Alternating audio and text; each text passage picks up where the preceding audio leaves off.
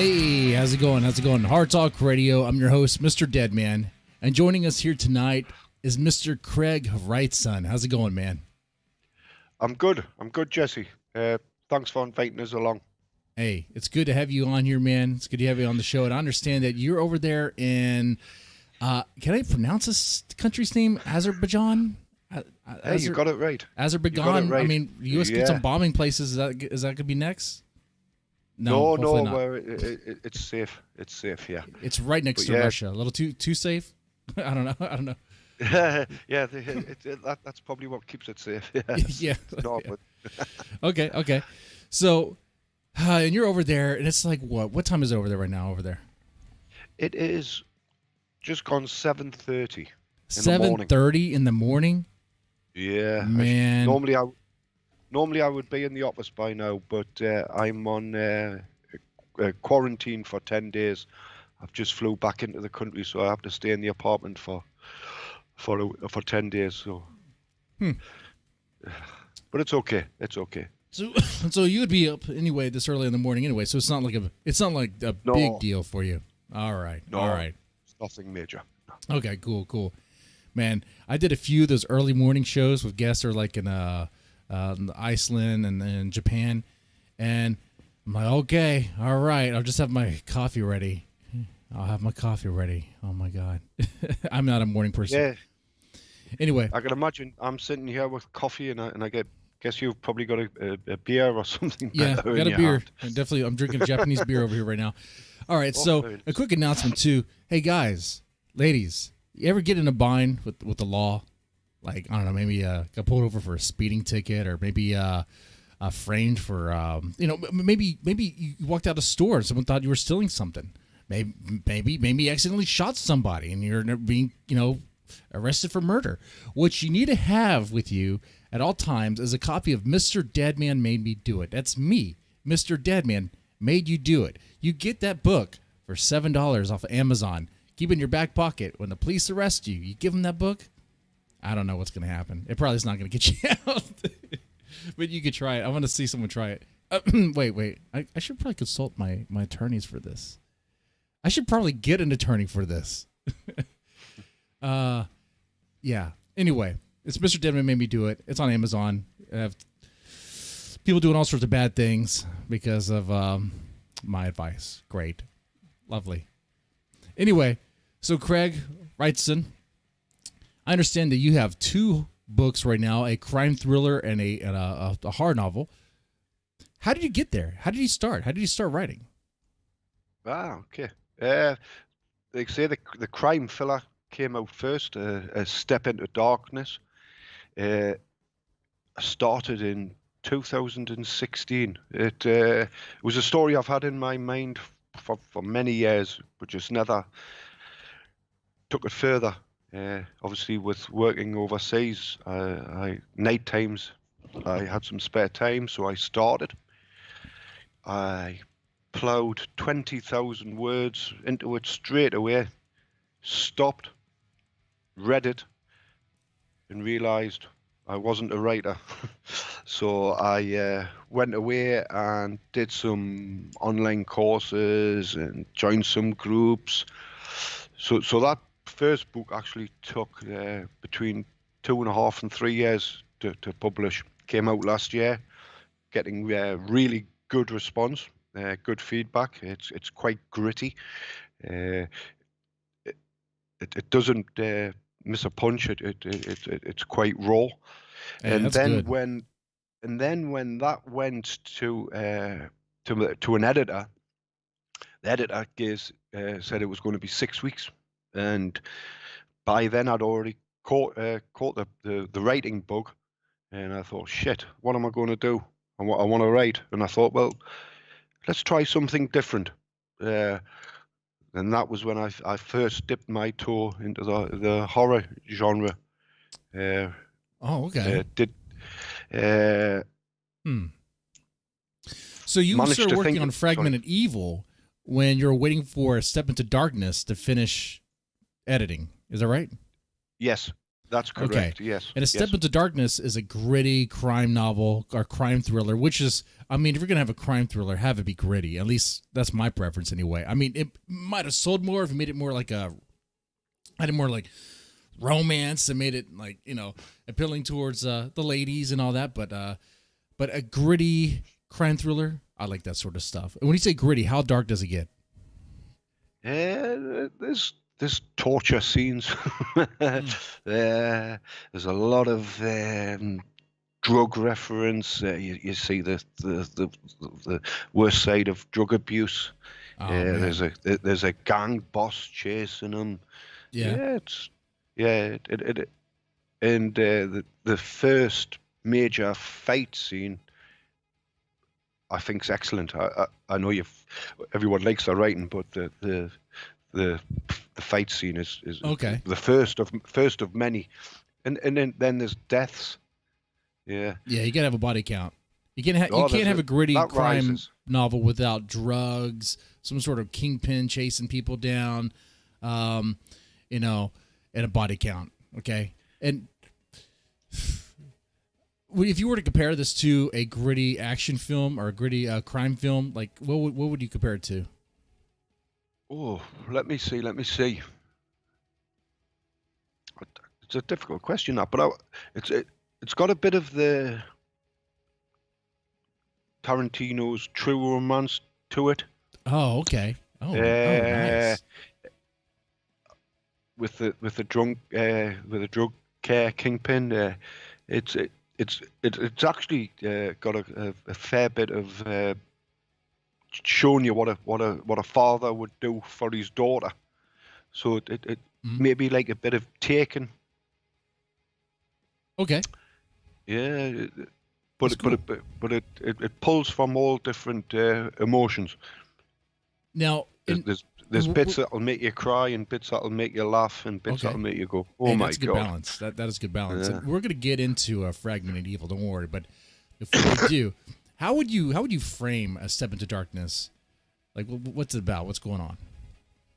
It's a guy who he adopts a daughter who has cerebral palsy.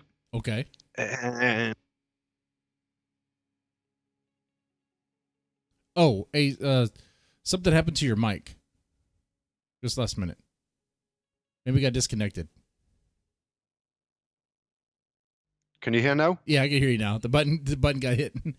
That's my pressed. fat fingers. It's okay. It's okay. Yeah. It's about an ordinary guy who has an adopted daughter who has cerebral palsy and unable to walk like a normal, like every other type of children. Mm-hmm. And he finds out that the birth parents of the girl were actually drug abusers, and that's why she caught. So he goes and he gives them a good kicking. When he's there, he good, rightly so, man. You know what? When he's there, that's good. That's good, and I like the topic too, because lately I do another live stream stuff called Rant and Chill where I talk about kind of other stuff. And one of the things I've been talking about lately, been kind of going around the subject of drugs being a victimless crime, and how I think that's BS. I know that's a stance that a lot of libertarians put out there, that drugs is a victimless crime, so just let everybody use drugs. But the problem is that it's not. It leads to problems. Like it fucks up the kids. That's a big thing. Okay. Yeah. It fucks up the kids. And here you have a book, a good example. I mean, this guy who adopted a daughter, she has cerebral palsy because her parents had dope in their system. It's like, come on, man, come on. Yeah. So good on that adopted father. Yeah. Well, the drug of choice in this instance was the old-fashioned heroin, which when I grew up in the UK was quite bad. Yeah. Yeah. Do you think the band Nirvana helped any of promoting that stuff? You think grunge helped promote that stuff? Yeah. I don't know, man. It's that's just bad. Heroin's bad, and especially like you got the opiate prices isn't over. It's still rampant through the U.S. I don't know about the U.K., but I mean, it's that shit is nasty. Those pills and fentanyl, people just dropping. Sorry to bring it to a down, sour note, but to put things a little, make things a little better here. We're talking about someone who's taking action into his own hands. His adopted father is like, you know what? I'm gonna take care of your parents. I'm gonna take care of your parents. Now, how does she feel about it? How does the adopted girl feel about it? No, she's only small. This all goes on in the background. Okay, good. So she doesn't know any better. Good. She doesn't know what's going on. No. All right. Because what happens is when he's there, he uncovers a bag of cash, and for a moment he's tempted to take it, but he doesn't. He went there to seek retribution, and he leaves. Mm. And then the story jumps a few years forward, and the daughter gets a chance to go to America to have a life-changing operation. And of course, him and his wife sign up. They're happy. And they try their own fundraising, but it doesn't work. And he goes back to his thoughts, and he remembers the bag of cash with the drugs. So he enlists the help of a friend, and I don't know what you call it in America. It might be the same as UK, where you tax the drug dealers. You go in, you give them and you steal from the drug. So all the drug dealers in the area where they're in, he goes and targets them and steals the drugs and steals the money. He gives the drugs to anonymously to a local police guy. Okay. And keeps the cash for the fund, and that obviously brings in the guy who runs the whole drug scene. Mm-hmm. It's set in the northeast of England, so you've got him looking for him. You've got the police, and there's a few major twists, even from the very first chapter. There's things that people didn't expect to see. Man. Then it comes to a climatic, violent ending, and the girl has her operation. And then just to finish on, I put another little twist on just at the end. Hey, that's good. That's good. People like twists. It seems like the book ends well. So definitely check that out. I know it's not hard, but definitely check out A Step into Darkness. All right, guys. Now, I'm kind of moving into your more hard novel here. Tell us a little bit about Fragmented Evil. And also, why hard? Like why? You could write any other genre to make money. You could write erotica on the side. No one's going to tell. Use a pen name, okay? Yeah. But you wrote hard. Well, when I've always been an avid reader from a teenager onwards. And when I was first reading, I remember the books that really caught me the most. There was a guy in the UK called James Herbert. He did the Rats trilogy and the Fog, things like that. Obviously, you've got Stephen King, his books. There's another guy in the UK, Sean Hudson. His books were amazing. And then a bit Clive Barker, the guy who did the Hellbound Heart, which went on to be the Hellraiser film. Yep. And I thought they had more to play with. Horror, once you get into it, you realize there's no boundaries for it. There's no rules. You can do what you want. For the most part, yeah. I think the only rule is, someone might have... I think the only rule is someone has to be tormented. There has to be some distress, Yes. That's the rule. That's the rule there. So I did my first short story, which was The Resurrection Men. I said it in my hometown, about Victorian grave robbers digging up bodies. Oh, okay. I had to because for me, it's not only the writing I enjoy; it's the research, the planning, the plotting, the characters. The writing is actually the hardest part for me. And with The Resurrection Men, I was looking at the different methods that people used to booby trap their graves. Oh, really? Because at the time, the surgeons and the doctors could only get dead bodies from the asylum once they were dead, or in certain cases. So there was a very big shortage.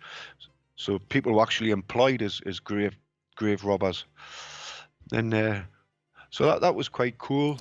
Interesting. Okay, so this is what I also like, talk with horror authors and various topics related to their books. Like in that short story there, so you had to do some research as to how they would booby trap like his graves. How did they do that? How? There was they used to put mortar safes over the top to prevent you from cutting in. Okay. And then they devised a rather ingenious. It was like a torpedo bullet that they used to rest between the body and the underside of the coffin lid. When they open the coffin lid up, it discharges the bullet, and like a shotgun shell. Yeah, and things like that. Yeah. Okay, so if you're standing right over the grave and you open it, that's a big mistake. You got to stand off to the side. Exactly. Yes. Take note. Yep. Yes. Yep. That's pretty nifty. That's pretty interesting. Okay. And so then, I take it that Fragmented Evil is a short story collection anthology. Now, all these short stories, did you write in one go for this, or are these stories sort of you collected over time? I collected over, I would say, 6 months. 6 month process. Okay. Yeah. It was. I honestly thought this Resurrection Men would be my one and only delve into horror. I came up with one story. I thought, oh, let's write it, see if it improves my writing. And then halfway through that book, I got another idea. Then I got another, and before I knew it, I had a list. And I thought, wow, let's take this further. Hey, when the muse strikes, don't ignore it. Just exactly. Keep on going, because that's how you get writer's block, man. You just ignore that stuff. You just put a blockade. You stonewall your muse. She doesn't like that. She leaves. Okay. All right. So, well, I mean, how did you? Well, what was your second story? From then, I did a book called. I'm also a big fan of World War II and the war movies from years ago. Oh yeah. And I did Devil Commando, which is about Devil Commando. The Devil Commando. Oh, yeah. Devil Commando. Okay. Where a guy gets lost from his company in a mist of battle and stumbles upon a Nazi what is it, like a Nazi camp and SS camp, sorry, and inside he comes across a evil doctor who worships the occult, and he has done all experiments on these Russian prisoners. And so he realizes he's got to put a stop to it, and it's all about the injections and the things that they do, and basically he's got to destroy this, and then he gets chased for a bit. Yeah. Because cool. with war itself, you can turn a war scene into something very horror-ish. Oh yeah, most definitely. The heat of battle. Yeah, it's a great backdrop that you could use, and depending on how you structure everything, depending on how you frame it, it can either become very action oriented or become really horrific. It's all about the tone in that. I'm sure you could probably look at that story and be like, if I change the tone up, it could actually be like an action movie, but because I have all the grisly elements, the Satan stuff and all that stuff, it's definitely horror. Yeah, exactly.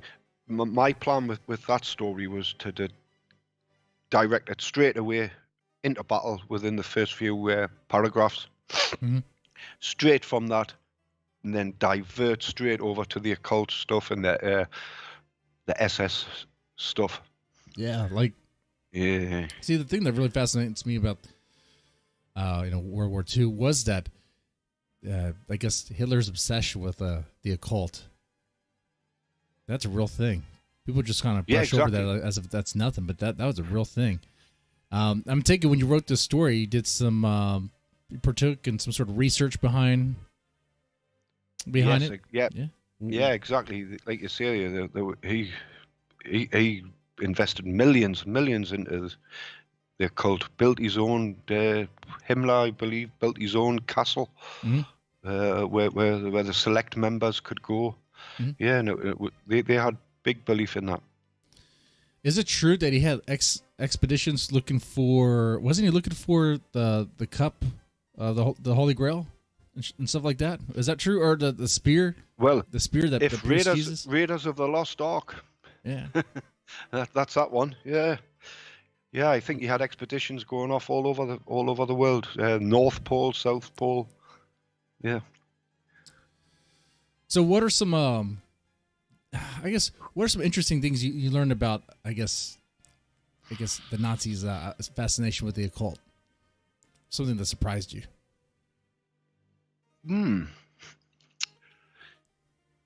Well, I was surprised that they could afford, even when they were losing the war, they could afford to invest millions still to keep going. That's how strong their belief was. Yeah. That they even when they were losing the war and the Russians were closing in and the Americans and the English were closing in from another side, they were still down to the last few days looking to come up with some. Yeah, that's true. The Allies were closing in. The Russians were closing in. They're really that alliance wasn't really allies united, right? I mean, the Russians and the Allies weren't really like, okay, there's like common enemy, but okay, but they were closing in, and even then, they were still obsessed with their ideology, and that's the thing. Yeah, that's what did them in. Yeah, dedication. Yes. Oh God. Okay, so now we're gonna go through some of these short stories. Now, if someone were to get Fragmented Evil, which of course right now, of course, is available on Amazon, I do highly recommend you get a copy of it and check it out. And later on, we're going to talk about indie writing and what it's like to do all that, because that's definitely worthwhile to talk about. What would you say is the short story, the story that they must read, like the shorts, like the strongest story in your collection? Okay, yeah, for me that's an easy one. It's number 2 in the book. Tortured Souls. Tortured Souls. For me, it was the easiest book to write because it is in UK many years. It's still going now, but I was involved with it a few years ago, maybe 10, 15 years ago. Urban exploration. I'm sure you guys have it over there. It's more for photographers when you enter derelict sites. Yes. Take photographs, snap bits of history, that sort of thing. These can be industrial sites, old World War II areas, industrial hospitals, but also the asylums. Mm-hmm. Now where I live, we did have it. Got pulled down a few years ago, but I was lucky to go on a trip inside an asylum, an old hospital, and when I was there, I came across the mortuary. Okay. And I managed to go into the mortuary, and there was a big ceramic slab where they did all the tests and the cutting and the checking of people. And I can remember being in there thinking, wow, this is scary. This is eerie. So I wrote a book, Tortured Souls. It starts off with someone just after the First World War. Mm-hmm. He's shell shocked. You probably have now what's called the PTSD. Yeah. And they did. What's the word? Nurse Ratched did it just recently on Netflix. The lobotomies. Oh wow! Okay. Yeah, where they go into the brain. Ice pick lobotomy, and obviously this guy dies, and then it flashes forward to the early 80s, where there's a pervert watching, because this place became a children's hospital, and something sinister happens to him. And then it leads into the story itself, where the group of 5 go into the asylum, which I'd actually been to myself, so it was described the way I could remember it. And there's the evil there, and you felt the evil there, like yeah. There's the guy from the original lobotomy is still haunting the place, and he tries to pick off the group one by one. And I had a guy from the UK who was an explorer like that. I think his name was Explorer Rich. Right, yeah. He's I don't know how well known he is. He seemed pretty popular. He definitely has a larger platform than me, which is, hey, good. But a cool dude. He told me all about that stuff, and it's pretty fascinating. But you went into this asylum. That's what the story's based on, this asylum that you explored. And when you went to that asylum, you felt a presence. I wouldn't say a presence as such, okay. but you could, it's a sense of history of that. Not everything that had happened there was for the good. Probably not. It's an asylum back in the olden days, when they didn't really probably have many laws or rules about how you're supposed to treat clients. Hell, they're giving fucking lobotomies. You wouldn't do that now. No, but no, it was the hospital. What made it easy was because the hospital had changed over the years from an asylum. It treated soldiers from the war. Then it became a tuberculosis hospital for young children, and then it became like a children's home. So you've just got so many different types of people with so many different types of issues there. Right. You're just stacking those issues and dramas and stress and all that. I mean, when it comes to ghosts and supernatural, I'm kind of a skeptic on that stuff. I just like, I'll believe it when I see it, but it's like you're just stacking that trauma. You're stuck in that trauma stuff, and they say that the trauma and that stuff that people go through, that's what leads to spirits and stuff. Whatever, maybe, I don't know if that's really true or not, but if it is true, then you're just making like lasagna of fucking paranormal activity there, right? You got a 7-layer dip, some sort of Mexican restaurant version of paranormal activity. It's pretty deep. So I'd imagine if ghosts did exist, you go to an asylum, you're going to find something. But, So, yeah, that sounds like a wicked story. A lot of people would definitely dig that and definitely enjoy it. Yeah. These short stories you've written, like, when you write it, do you just keep it to yourself, or do you let... I mean, do you have some beta readers? You have people near you that read it and you get their feedback from it? I have a small group of beta readers at work who I share with. Amazing. That's good. That's good. And they're really good. I recommend them to any indie author, because my first book, A Step into Darkness, was about ready to be published. And one of the guys said, look, I think you need to change your first chapter. And this is a chapter that I'd been in from the very start. And what I did is I ended up putting a new chapter in, and it changed the way the book flew straight away. Nice. Without beta readers, you're pretty much going blind. Right. So in this Fragment of Evil, what's been the feedback with that anthology? It's doing okay. Well, it is horror. Yeah, horror's tough. Horror can be tough. It is. So I don't write for money. No, I write for people to enjoy. So if I can do a few sales a week, I'm more than happy. I always believe everyone has a story in them, and so I support indie writers myself. So it's doing okay. It's plugging away. But like you say, it's very niche, and for an indie author, it's hard to target the correct place to start advertising and pushing this book, and it's a slow progress. But that's why I believe the likes of the short stories work well. It allows you to get a lot of books out there. It allows you to get followers quick. So Okay. it's doing okay.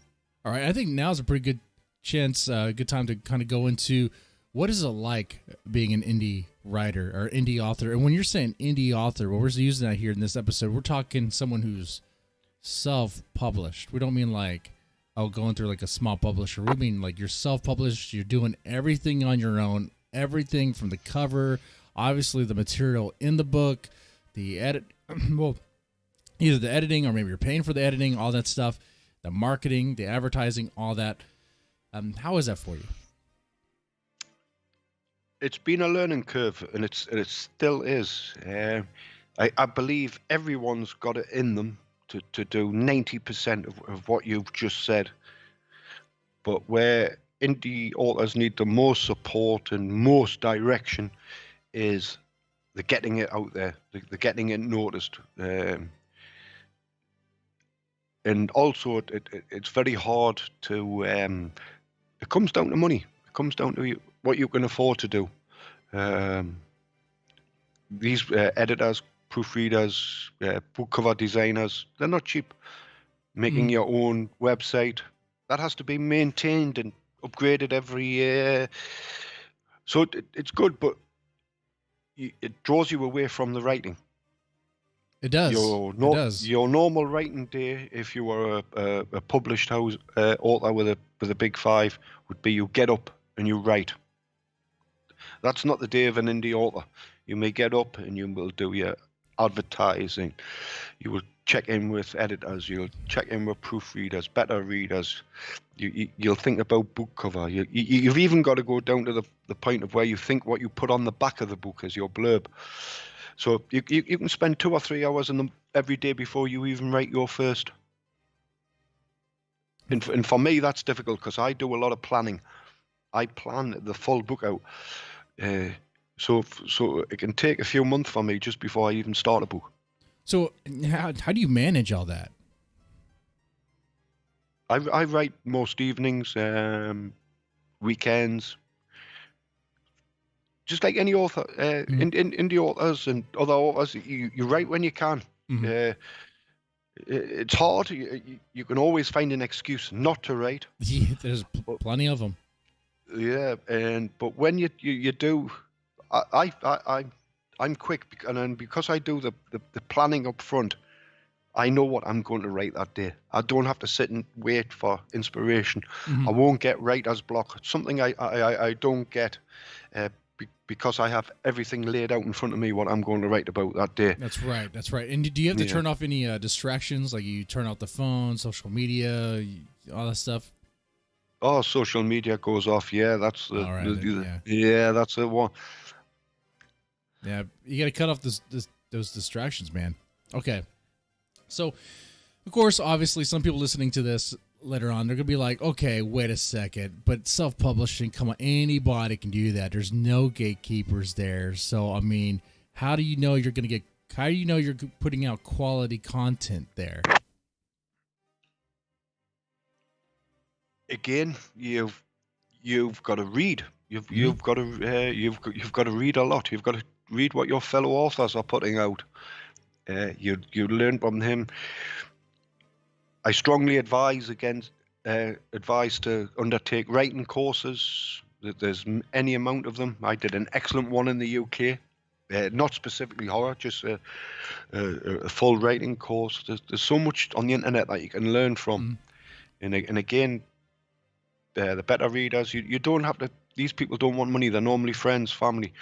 But you want people who are going to be honest. You don't want somebody who's going to say, that's great. Yeah, you don't want your mom. No, exactly. No. You want someone to say, Craig, that doesn't work there. I didn't like that bit there. I didn't. And you need to just fine-tune your little group. That's right. And for me, go ahead. I would say a lot of people, I self-edit as I write. Oh yeah, that's good. And I paid a lot of money for edits for A Step Into Darkness. But the one thing I got the most value from, and if it's an expense, and I know everyone can't afford it, but if you can, I would use the proofreader. That's where you're gonna lose your readers. If the format's not right, if the spelling's wrong, or inconsistency in the writing, or you're using wrong names, wrong grammar, it's surprising the number of people who will stop a book because it just doesn't look or feel right. Right, that's true. And now Bronx Beats in the chat, he mentioned that he does this, I guess he means like an indie approach towards his music. He also says he can't do the music without meth, though. I don't know if he's serious or if he's joking around. If you so, hey, I used to have an opener. I broadcasting live from Meth County, Texas. But to be honest, I write with house music playing sometimes. House? Okay. Yeah, classic house music. Yeah, and sometimes then. But for editing, I have nothing. And did you do the math? No, I'm just joking. No, do you do any influence? Do you have any substances while you write, or are you sober while you write? No, sober. Yeah. Sober. I have cigarettes. Yeah, cigarettes are a must. I mean, that nicotine will keep the brain focused. Yeah. Really, I couldn't imagine anyone writing anything on meth. Jesus Christ, we're fucking crazy. But I guess. On this topic of substances, though, I mean, do you like I said, most people like write sober, from understand, but some people write drink whiskey. You know, it depends. Have you ever tried writing while you drink or writing while I don't know what it is you do, but I mean, if you drink whiskey or beer, or whatever, have you tried writing like that? I can write with a beer in the summer. If I'm writing in the summer, sometimes I write outside. A nice cool beer is good. And if I believe myself to be a quaint English author, I can sometimes sit outside writing with a gin and tonic. There you go. With my little finger sticking out from the glass. As I write about people being killed and murdered. So, from the UK, how do you feel about the royal family? Just throwing that in here real fast. Oh, wow. I should have known that was coming after this way. Don't know. They bring a lot of money into the country. Some of the royal family I liked. But now it's due a change, but I think we're due a new king soon, and I think he'll be okay. Okay, yeah. But I do respect the two, Harry and William. Okay. Yeah. Now, well, I did. Sorry, I did. Oh, you did. Okay. Now, as far as writing under influence, I did try writing under high of weed, you know, and that was fucking weird. You go back, I was trying to edit it, but I was like, I don't even know what I fucking wrote. This doesn't make any sense. What am I talking about? Talking about like dead bodies turning into spirits and floating off, and this is weird stuff. I don't know, man. It didn't make any sense. That sounds pretty cool. That sounds good. Yeah. Dead bodies floating off, yeah. Dead bodies turning into little orbs of floating off to find their bodies again. Didn't you realize what I wrote was, I don't know if you ever played World of Warcraft, but what happens when you die in World of Warcraft? You turn into like a little spirit and you go find your body or some shit. I don't know, some stupid stuff. Ah, right. Okay. But everything was floating away and it chilled, relaxed. Yeah. Very chilled, very relaxed. Okay.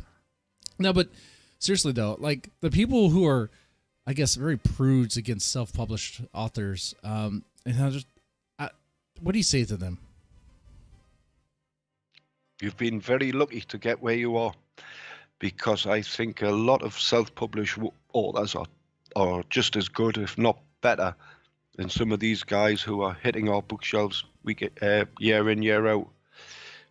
To get published, you have to be at the right place, the right time. The agent you send it to just happens to be looking for what you want, what you're offering that day. I don't think it's about skill. I think it's about a lot of luck plays into it. There's books out there that are as good as anything. Yeah, a little bit is like who you know if you have some connection, Exactly. if your dad's already a published author and you write, it's kind of suspect there. Yeah, exactly, Joking. exactly. But it happens. And of course, you're going to take your chance if that's how you get it. Yeah. Okay, so now, of course, I'm asking these questions for a specific reason. I'm not, because I'm actually pro self-published authors. I think I made that pretty clear, especially my earlier streams. There's definitely a writing focus. Like, man, if you want to write and you want to own your own stuff, you want to be in charge of everything, you do it. But realize it's not easy. It's not easy. But of course, there's those that be like, oh, but you would be a traditional published author if you wanted to, if you could. Like, so I'm going to go with that is, before you self-published your work, did he try other venues? Did he try other options? I tried with a number of agents. I maybe tried 20. 20? Some I didn't even hear back from. Some I got mainly obviously all rejections. But because this book is Step into Darkness, it was quite close to heart for me. And because I knew I'd done well and it was as good as I was going to get, I thought, fuck it. This just needs to get out there. And if one person reads it, I've accomplished all my aims. And see right there, and that's a perfectly good example of like how like you get into this somehow. You know, it's like, so you tried other agents, you tried other options, but it's like, you know, I have this book I've worked on. I really feel passionate about it. I've been working on it for a while. The story's close to me. It's been edited. People have read it. Beta readers like it. I know these agents don't like it. I know these publishers are turning it down. Okay, but let me go ahead and just put it out there, because and I'm looking at it on Amazon. It's been reviewed very well.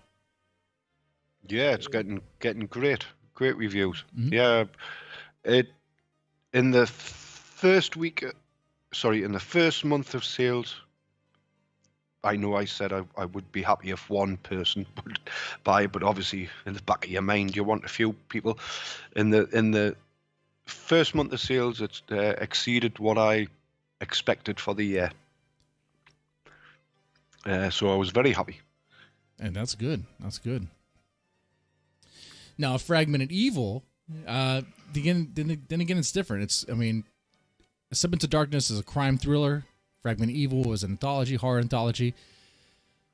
I wonder what you could do. You think you have any ideas at all on how you can like pump that book back up, or try to push it more out there?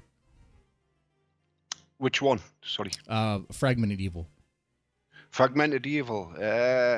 I've got a couple of people reviewing in the background. Good. Again, what people are. This is another thing with Amazon. My gripe is people.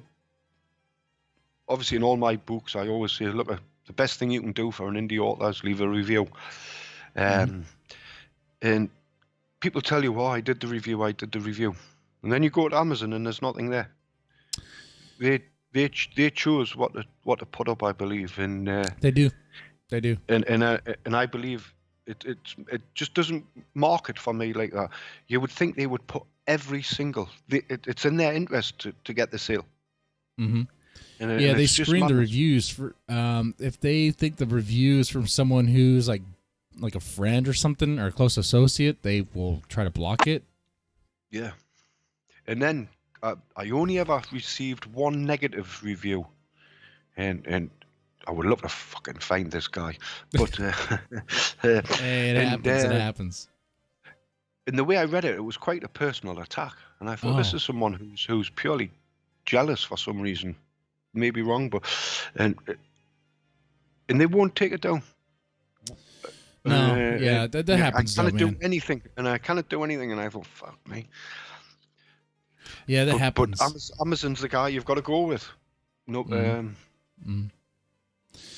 Yeah, I mean, sometimes we get hit with those 1-star or 2-star, 1-star reviews, and it's like based off nothing. Like there was one book I put out there called "Monsters Exist." That was a pretty big book, a pretty big project for me. A really good collection. We put it out there. We got this one reviewer. I think it was a paid reviewer. and she gave it like it was like a 2-star. And she said she even started the review by saying, "I don't normally read horror. I don't normally review horror." So it's like, then why are you doing it? And then I don't even like horror. So if you don't like horror, you don't review horror, then why are you doing this? Because somebody paid you? I don't know. You know, that was one of those projects where me and a bunch of other people were all in on it. And I think we all kind of like hit different reviewers up at the time. And that's how that happened. So be careful if you're paying for reviewers. Be careful who you pay. Because if they review just normal like romance, don't pay them, because they can give you a 1-star review. Oh, I don't read horror. I don't even like it. 1 star. All right. But why? Too bloody and too much foul language. Yeah. Oh, those are the reviews I like. What chance have you got? Yeah. Those are the reviews I really like. Like, I know there's been a couple books I purchased where it was like a 1-star review, and it was like too foul, too many F words, too bloody, too extreme, too gory. It's like, well, sounds like my kind of book. Got to get into this. Exactly. Yeah. Yeah. Now, all right. We talked about your best story in Fragmented Evil. Yeah. Now, is that your personal favorite? It is, yes, because I had my own experience from when I went with the urban exploration. Yeah. Okay. Now, was there a story that challenged you? That was like more challenging for you to write? Specimen 1 was quite a challenging one, because it was more like it's about a ex-SAS guy who loses his job, becomes homeless, gets into heavy drinking, and then he's recruited by some shadowy figure from the government and given injections, and it's like a James Bond type thing. Okay. But he goes out and he executes people, and that was quite a challenge to try and bring in like the government on the shoulder type thing. And okay, all right. And then but again, I just went back to my movies, and the Blade, the movie Blade. The movie Blade, okay. Yeah, awesome film. The first scene when they're in the nightclub. yes, that's the scene that everybody likes. Yeah. I still play that song. And, man, that song's great. What is the name of that song?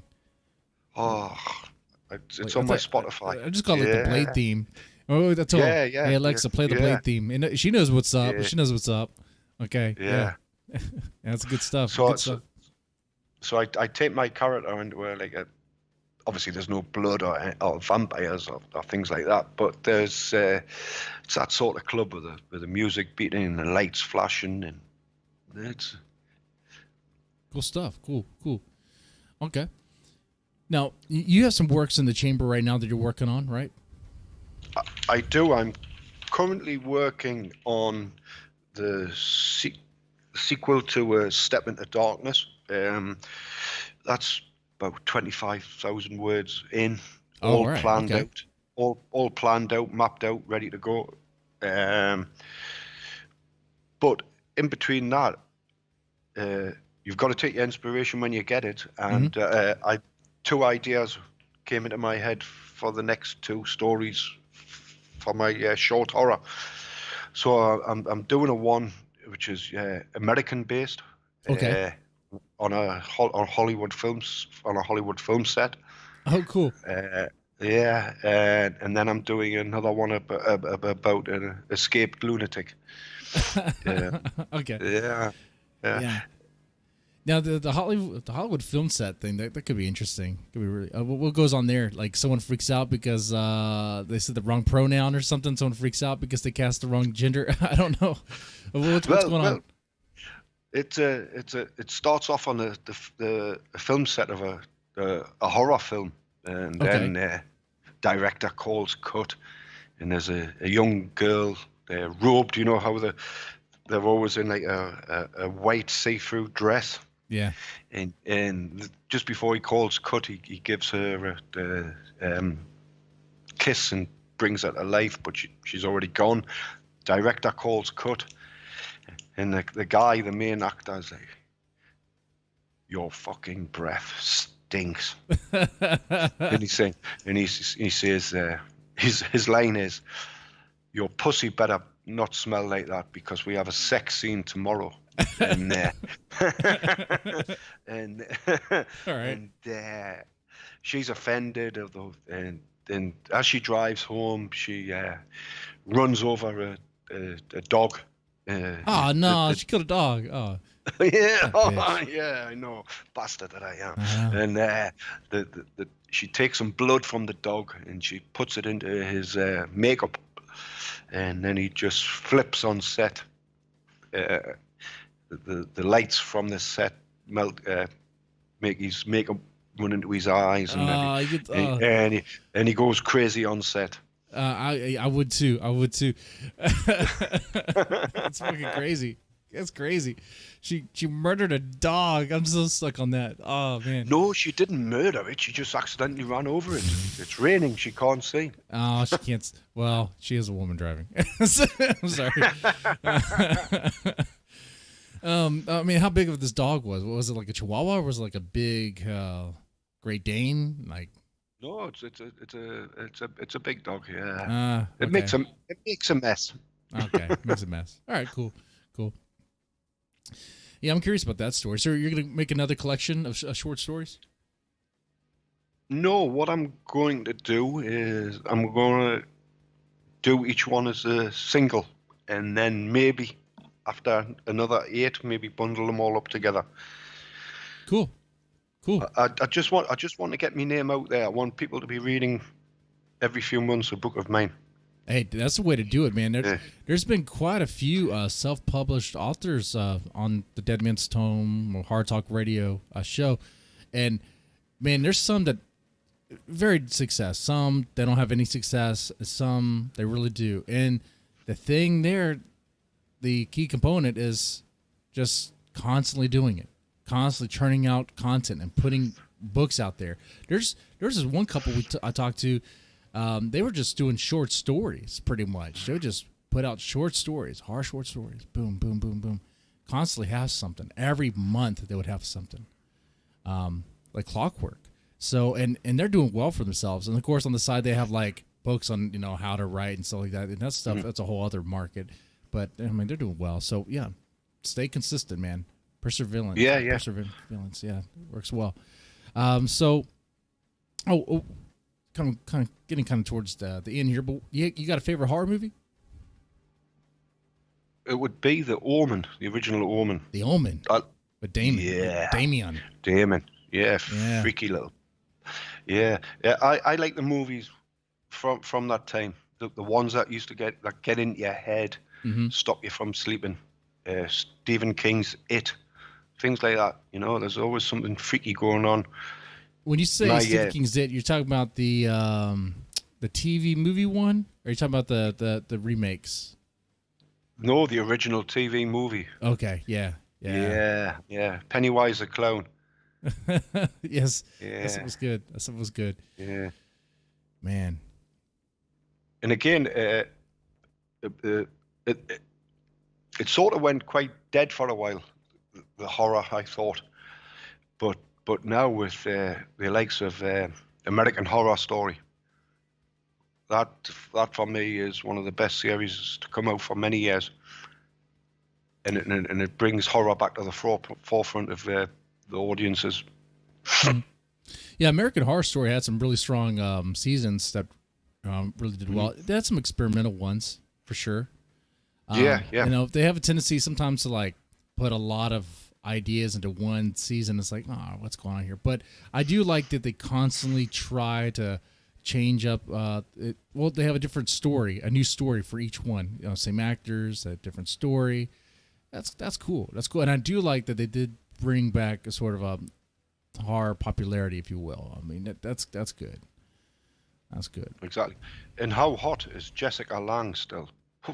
For Yeah. an old woman. Yeah, for Yeah. an old woman. Oh. Yeah, yeah. Hey, she ain't bad. She ain't bad at all. When she's in that nun's uniform in the second season. Yeah, yeah, man. That Uh-huh. was good. That was good. That was really good. That's cool. Yeah. So, you know what? We're kind of at the end, but one last thing. Do you have any advice you'd give to indie authors out there at all? Yeah. Yep. What would it be? What is it? Just go for it. If you write, you write. You're never going to progress unless you're writing. Just constantly write. The easy part is getting it up under the likes of Amazon. But until you do that, you will never know. And you could be very successful without knowing it. Don't look at the overall picture. Do the writing first. Get a proof reader and get an excellent cover. If your budget's tight, please just make sure you prioritize your cover. A good cover will get people buying. Yeah, that's for sure. And for those that are worried about the stigma of going self-published route, wait till you get your first sale. You will know you're an author. Yeah, that's right. Yeah, that's right. Yeah, one sale. Mm-hmm. That's good. That's good. Because that's how you understand that. Oh man, I can actually make money. Well, I mean, maybe not a whole lot of money, but you start. Shit, I remember when I first bought my first 6-packs of beer, a 6-pack with money I actually got from writing. It's like, oh man, okay. I used to buy cigars with that money, but you know. Yeah, makes it all worthwhile. Mm-hmm. It does. And when you check your Amazon dashboard, even when the figures are low, you still get a buzz knowing that somewhere in the world someone is reading your book. That's right. That's right. Mm. I like that. It's a buzz that never goes away. Mm-hmm. And it can lift your day, or turn a shit week into a good week. 1 or 2 sales. And here's the other thing I'll add to that too. And some people are hesitant about going to using self-published because they believe that once they do that, then publishers won't, if they're interested, they won't take their stuff. There's actually good examples of that not being true at all. Plenty of examples where they went the self-published route, but because the book was selling very well, it caught the eye of a big publisher, and they were like, "Hey, your book is already doing well. We just want to make money on top of that, and we could do like movie deals and stuff. What do you say?" And that's happened before. That's happened. With the movie The Martian, that was self-published. I mean, the whole okay. actually was chapter by chapter on a blog. You know. Wow. Yeah.